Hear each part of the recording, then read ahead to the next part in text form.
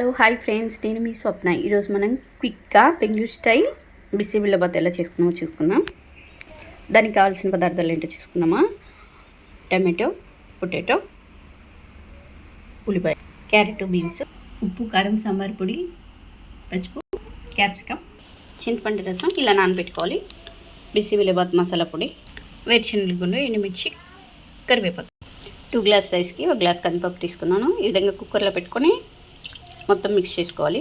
మనం కుక్కర్లో carrot, beans వేసుకొని అలాగే బంగాళదుంప వేసుకొని ఒక 4 విజిల్లు వచ్చే వరకు బాగా ఉడికించుకోవాలి. అలాగే రుచికి సరిపడా ఉప్పు వేసుకోవాలి.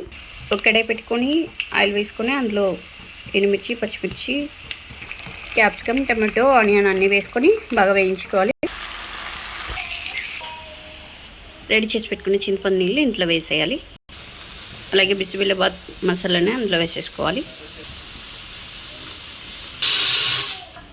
ఈ విధంగా కన్సిస్టెన్సీ వచ్చింది.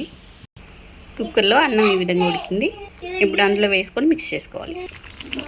ఈ విధంగా వేడి బిసిబిళ్ళబాత్ రెడీ అయింది. ఇప్పుడు మనము కొంచెం పైన నెయ్యి వేసుకుందాం.